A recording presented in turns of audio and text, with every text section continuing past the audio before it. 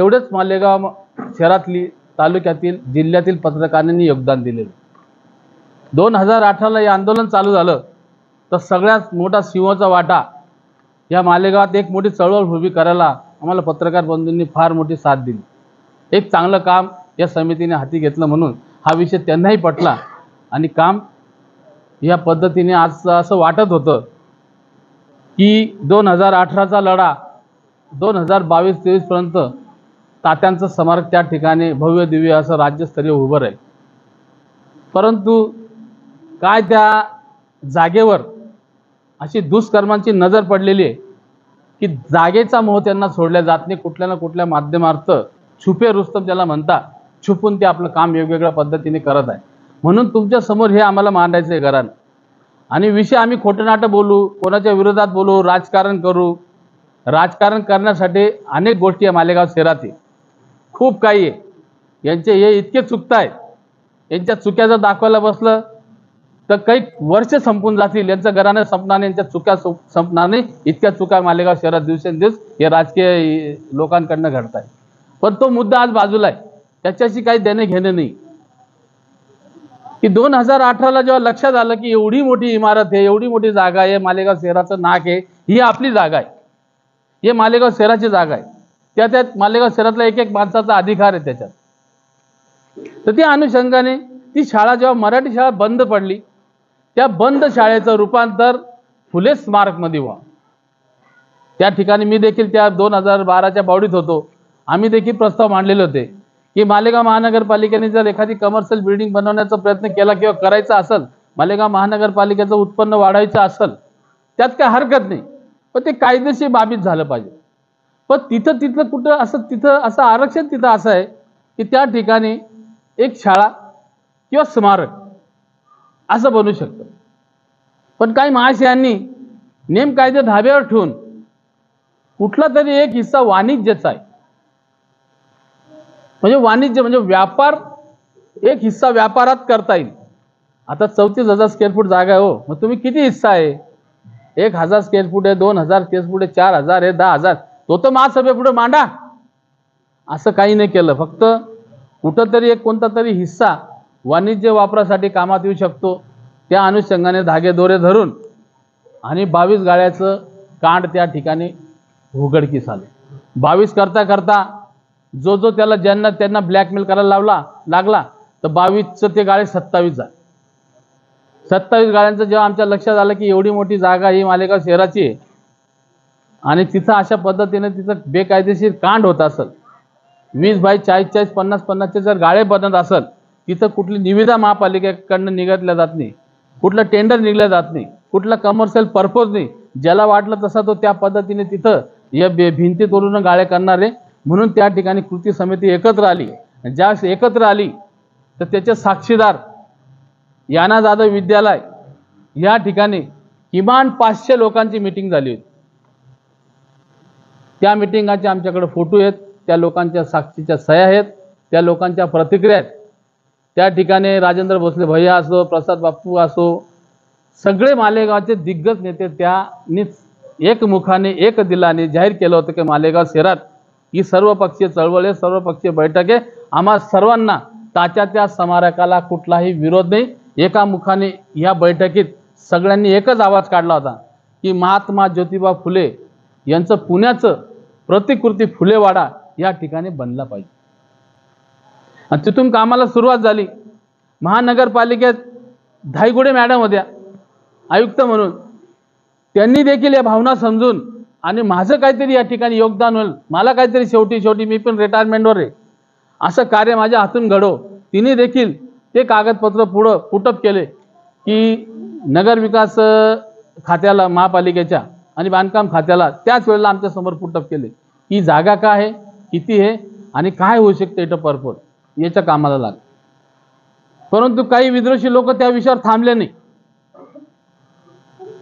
आणि त्यांना जे करायचं होतं ते त्यांनी केलं. मग आम्ही तो विषय एक मोठा दबाव आला महापालिकेत, वारंवार उपोषण आंदोलनं, सामाजिक संघटनाचे पत्रक, महापालिकेवर प्रेशर की स्मारकला अडचण काय त्याचं उत्तर द्या. एकही माणसाला त्यांनी उत्तर दिलं नाही. आणि मग महासभेत ठराव महापालिकेच्या महासभेत तो ठराव आणला. आणि ठराव आणल्यानंतर तिथं सांगता की ती जागा न्यायप्रविष्ट आहे. जे गाळेधारक होते त्यावेळेचे, ज्यांनी मालेगाव महानगरपालिकेत 75,000 रुपयाच्या पावत्या फाडलेल्या आहेत, त्या गाळेधारकांना या हुशारचनांनी, या चाणक्य नीतींनी कोर्टात पाठवलं आणि कोर्टातून ती बाब न्यायप्रविष्ट अशी महासभेपुढे दाखवलं. त्याची व्हिडिओ रेकॉर्डिंग आपल्याकडे आज महापालिकेकडनं उपलब्ध झालेली. त्या व्हिडिओ रेकॉर्डमध्ये स्पष्ट बोललेलं आहे की ही जागा न्यायप्रविष्ट आहे. इथं हे क्रांतीसूर्य महात्मा ज्योतिबा फुले स्मारकला ही आत्ता तुर्तास तरी देता येणार नाही. न्याय जो निवाडा करत त्यानंतर तो विषय काढला जाईल.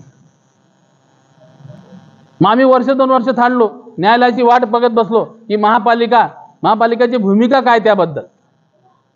पुन्हा प्रेशरवर प्रेशर धायगुडे मॅडमना पुन्हा आमची समितीने बसवलं.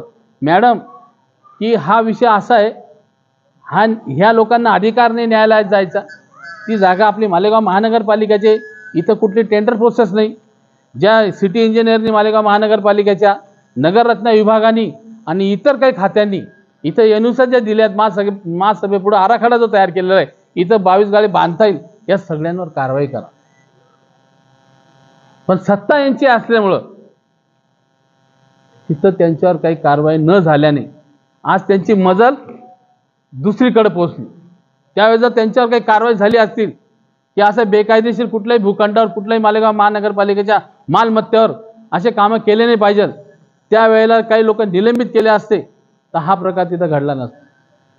त्यानंतर ह्या महाशयांनी PWDच्या मार्फत जागा महापालिकेची, महानगराची आणि टेंडर काम कोण करते? PWD, सार्वजनिक बांधकाम विभाग. बांधकाम विभागाने एक टेंडर 25 लाखाचं, एक टेंडर 50 लाखाचं. त्या टेंडरची जेव्हा आम्ही माहिती घेतली, आमच्याकडे सगळं दिलं त्यांनी की अभ्यासिकेचं काम करायचं. त्यात पुस्तकं, टेबल, खुर्ची आणि कम्प्युटर त्या एस्टिमेटमध्ये असं नमूद केलेलं आहे.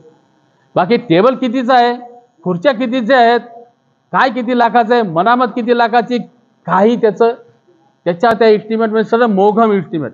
म्हणजे शासनाचा एवढा मोठा पैसा, कलेक्टरच्या परमानित असलेलं PWD खातं, त्या कलेक्टरचं सुद्धा त्याच्यावर काही अंकुश नाही. म्हणून आम्ही कोर्टात गेलो, PWDला पार्टी केली, महानगरपालिकेला पार्टी केली आणि न्यायाधीश आपला जिल्हा अधिकाऱ्यांनाही पार्टी केली.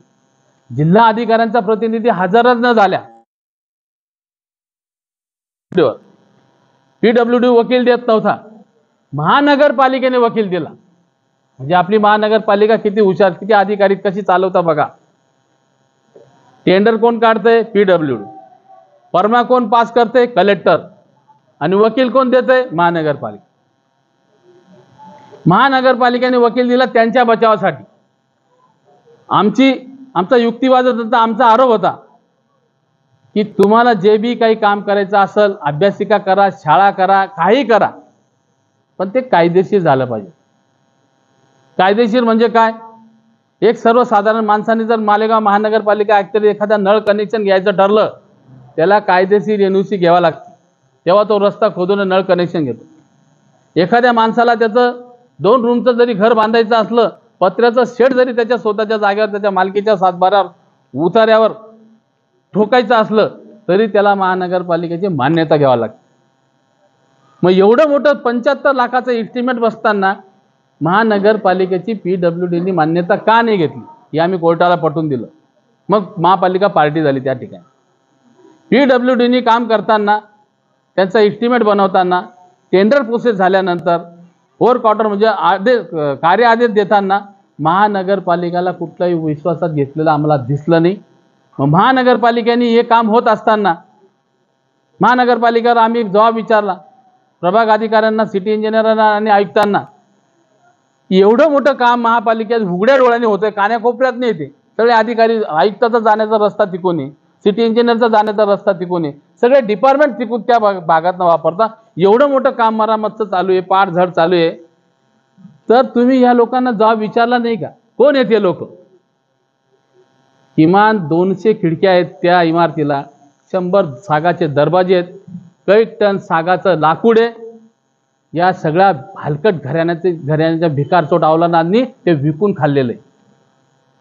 या भिकारचोटांना ते एवढं जुनं साग, कैक टन साग, किमान माझ्या हिशोबाने 20 टन साग असेल तो. 20 टन सागाची कुठं विल्हेवाट लावली? महानगरपालिका झोपलेली. त्या PWDला त्यांनी जबाब विचारला नाही. त्यात एवढं मोठं काम चालू आहे. तर काम कोणत्या हिशोबाने करताय, कोणत्या एस्टिमेटने करता, ही सिटी इंजिनियरची जबाबदारी होती मालेगाव महानगरपालिकेत. त्यांनी कुठलाही ना लेखी पत्रक दिलं ना कुठला जबाब विचारला. आणि ते कोर्टात सांगता की आमचं काही संबंध नाही. म्हणजे महानगरपालिकेचे 20 पॅनलवर वकील आहे, पैसे आपण भरतोय वकिलांची फीस, आणि अधिकाऱ्यांना ते वकील वाचवत आहे. आपली एवढी मोठी मालमत्ताचं नुकसान करून त्या वकिलांनी अधिकाऱ्यांना वाचवलं की PWDनी काम चालू केलं, आम्हाला माहिती नाही असं महानगरपालिकेचे वकील आपली बाजू कोर्टात मांडतात. मग आलं PWDवर. PWDकडे वकील नाही. जो UD कुलकर्णी म्हणून वकील आहेत, मालेगाव कोर्टाचे सिनियर वकील आहेत, ते महानगरपालिकेच्या विरुद्ध वकिली करता, महानगरपालिकेच्या विरुद्ध करता, महानगरपालिकेच्या काही हिताचं काम त्याच्या विरोधात ते जाता. आणि महापालिकेने पण आणि PWDने पण इतर ज्युनियर वकिलांच्या माध्यमातून हा युक्तिवाद UD कुलकर्णी लढतो. म्हणजे आता बघा, न्याय कुठं आणि कोणाकडे मागायचा आम्ही मालेगावकरांनी? जे लोक आपल्या मालमत्तेचं विरोधात जाता, नुकसान करता, आणि तेच लोक महापालिकेची बाजू तिथं मांडतात. कोणत्या हिशोबाने असे पॅनलवर काम करता? म्हणून आज कोर्टाने मनाई हुकूम दिला. पण मनाई हुकूम दिल्यानंतर PWDनी खोटी साक्षी दिली. PWDच्या अधिकाऱ्यांना खोटी साक्षी देणारा, लावणारा, भाग पाडणारा कोण लोकप्रतिनिधी येतो की एवढी मोठी खोटी साक्षी कोर्टात देत आहेत? म्हणजे न्यायालय म्हणजे काय? न्यायालयात त्यांना खोटं बोलायला लावलं की ही शासन मान्यता प्राप्त हा अभ्यासिकेचा विषय आहे. आणि शासन, माझ्या माहितीनुसार, मी एक त्या संस्थेचा सदस्य राहून चुकलेलो आहे. ज्या वेळेस महाराष्ट्र शासन, नगर विकास मंत्रालय, चीफ सेक्रेटरी कुठला विषय जर पारित करता तर संपूर्ण नगरपालिकेला त्याचा कायदा लागू होतो. मग महाराष्ट्रात किती अभ्यासिका या महाराष्ट्रात दिल्या नगर विकास मंत्रालयाने? एकच का दिली? एवढी लाडकी महानगरपालिका आहे का की यांना एकाला सेपरेट बजेट दिलं 75 लाखाचं? हा सगळा तिथं भ्रष्टाचार चाललेला आहे. आणि भ्रष्टाचार करताना आम्ही न्यायालयाच्या देखील निदर्शनात आणून दिलेलं होतं की 2018-19 महानगरपालिकेचा अंदाजपत्रक आहे, त्याच्या स्पिलवरची यादी म्हणता याला स्पिलवर. या स्पिलवरच्या यादीत हुतात्मा स्मारक कंपाऊंड, श्रीरामनगर, संगमेश्वर ह्या अंडर येतं. स्थानिक आमदार निधीतनं याचा 25 लाख रुपयाचा. आता आम्हाला सगळ्यांना माहिती, इथं माझे पत्रकार बंधू आहेत, सगळे आपण गावाचेच लोक, आपण कुठले बाहेरचे नाही आहेत. आपण वेळोवेळी शहीदांचं जेव्हा 9 ऑगस्ट क्रांती दिवस येतो त्या दिवशी तिथं नमन करायला जातो.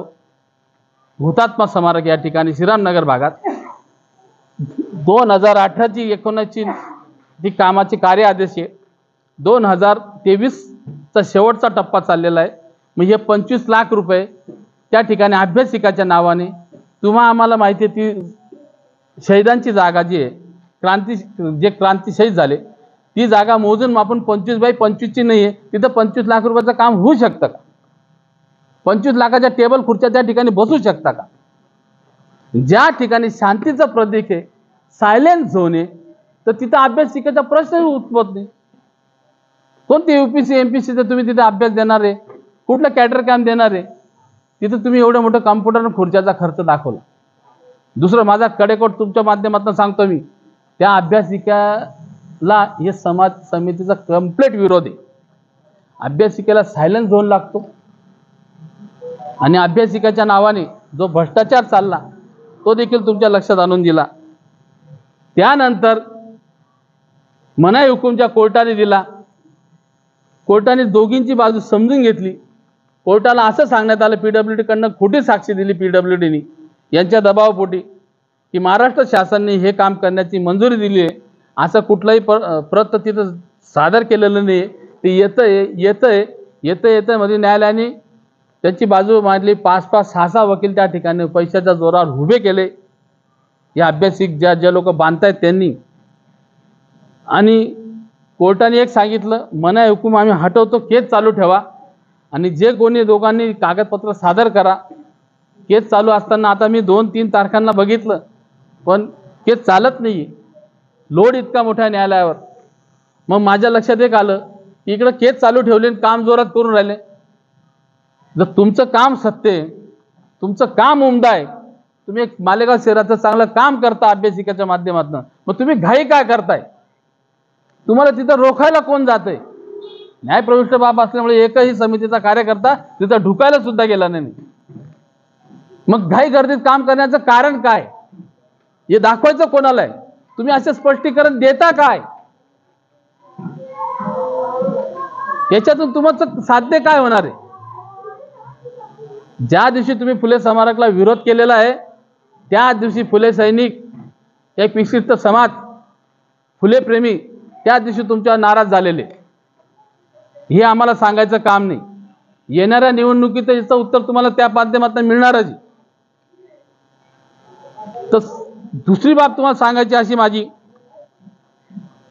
जसं त्यांनी मनाई हुकूम सरकवला, तसं पुन्हा मालेगाव महानगरपालिकेने दुसरी चूक केली. ही चूक तुमच्या निदर्शनास आणून देण्यासाठी या ठिकाणी आज महत्त्वाची पत्रकार परिषद बोलवणं फार गरजेचं होतं. ही प्रेस नोट आम्ही काढून आपापल्या विभागाला, आपापल्या ऑफिसपर्यंत पोहोचू शकत होतो, पण इलेक्ट्रिक मीडियाशी आम्ही कसं बोलणार, तुमच्याशी समोर संवाद कसा साधणार? म्हणून आज तुमचा हा वेळ घेतलेला आहे. मालेगाव महानगरपालिकेने जेव्हा न्यायप्रविष्ट बाब असताना आम्हाला जेव्हा फुले स्मारकचा जेव्हा विषय येतो, तर न्यायप्रविष्ट जागा होऊन जाती आणि 2-2 टेंडर 50-50 लाखाचे या 2023च्या वर्षात काढले गेलेले आहेत. त्याच कामावर एकीकडं 75 लाखाचं काम PWD करते, एकीकडं दुसरी संस्था 50-50 लाखाचं एक नगर उत्थानचं आणि एक जनरल फंडातलं काम करते. म्हणजे 50 आणि 50 1 कोटी महापालिकेकडनं आणि 75 लाख रुपये PWD कडनं. आता तुम्ही आम्ही समोर बघतोय 1,75,00,000 80 वर्षापूर्वीची जी जीर्ण इमारत आहे, त्या म्हातारी इमारतला शिलाजीत खाऊ घालवाली. ती पडझड आम्ही सगळ्यांच्या लक्षात आणून दिले. 50 फुट त्या ठिकाणी आम्ही काढलेले आहेत की पूर्ण तडे मारलेले आहेत. तुम्ही तिला प्लास्टर मारून काही उपयोग होणार नाही. आणि एवढी मोठी टेक्नॉलॉजी ही आणली कुठून यांनी, की दगडाची भिंत आहे ती त्याला प्लास्टर चालू आहे. विटा मातीची भिंत राहिली असती तर ते साहजिक समजून घेतलं असतं आम्ही. अहो डबर काम म्हणजे दगडाच्या भिंतीला तुम्ही प्लास्टर मारताय, हे तर साधं हे बी आश्चर्य झालं आमच्यासाठी. म्हणजे अंधेरचा कळस गाठलाय लोकांनी. त्यांच्या बऱ्याच कामावर आम्हाला या ठिकाणी बोलायचं नाही, फाट भ्रष्टाचार चालू आहे, पण तो विषय बाजूला. हा जिव्हाळ्याचा प्रश्न आहे, इथं राजकारण नको म्हणून आम्ही 6 महिन्यापासून शांत बसलोय.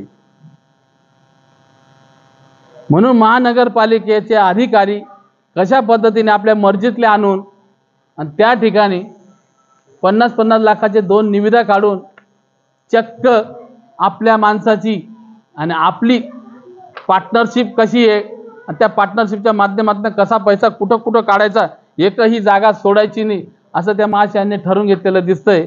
म्हणून आपल्या पुढं हा विषय मांडण्यासाठी आपल्या सर्वांनी या ठिकाणी बोलवलेलं आहे. त्याच पाठोपाठ गेल्या 4 महिन्यात जी स्थगिती हटल्या गेलेली आहे, त्या स्थगिती हटल्यानंतर फोन येतात.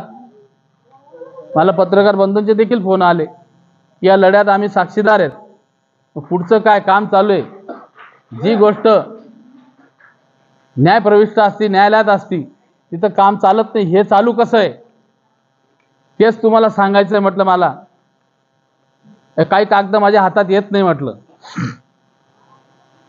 तर जो आमच्याबद्दल समितीबद्दल बी अपप्रचार चालू आहे गावात, की कुठेतरी समिती सटेल झाली, कुठेतरी काहीतरी या विषयीची देवाणघेवाण झाली, म्हणून तुमच्या माध्यमातनं वाईटात वाईट दिवस जर आले, या मौसम फुलावर बसून रुईचे फुलं विकल, मग या फुलेंना विकणार नाही, हे फुले सैनिक आहेत. म्हणून या बोलणाऱ्यांनी आपले शब्द पाळावं. आम्ही आजपर्यंत एवढा मोठा लढा दिला, हा एवढं मोठं कार्य केलेलं आहे. न्यायालयात देखील पैसे लागतात. एक साधं झेरॉक्स जरी करायला गेलं तरी 100-200 रुपये लागतात.